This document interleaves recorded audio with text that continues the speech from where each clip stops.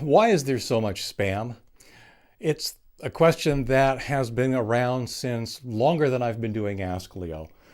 15 years, spam certainly predates Ask Leo by some significant amount of time. Why is there so much? Well, honestly, you'd be surprised. Why is there so much spam?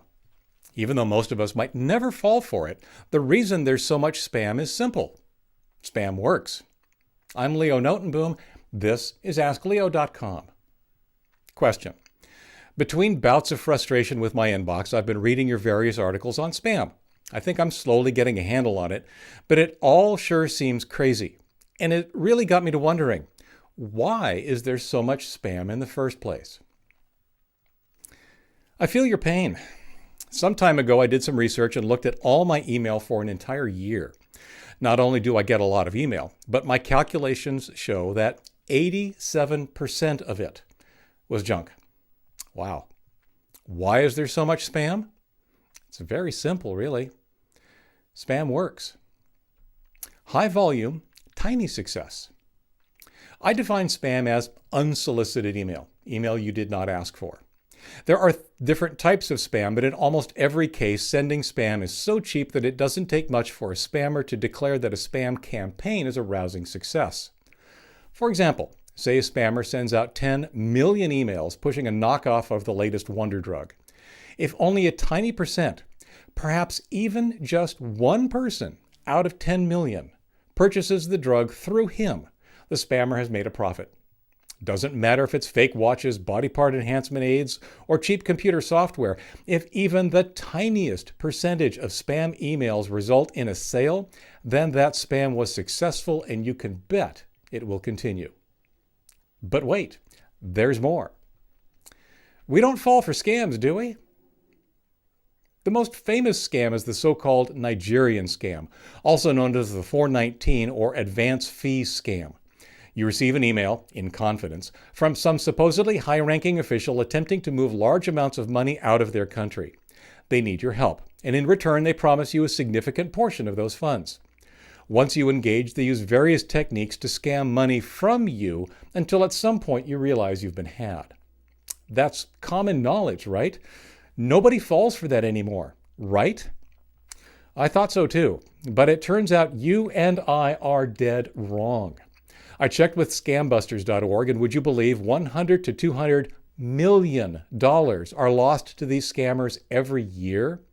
People continue to fall for it at an alarming rate. You can see why variants are so popular right now.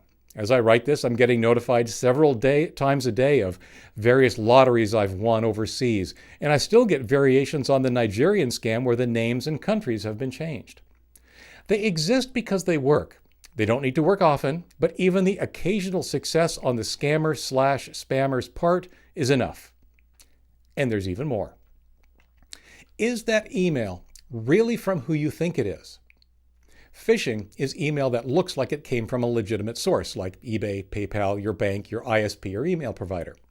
It asks you to visit a site to confirm or update some information. When you get to that site, which again looks legitimate, you're asked to log in with your account name and password, after which you might also be asked to confirm additional private information by providing things like your credit card number. The problem, of course, is that the site isn't legitimate and you've just given your login or personal information to a scammer who probably uses or sells it within minutes.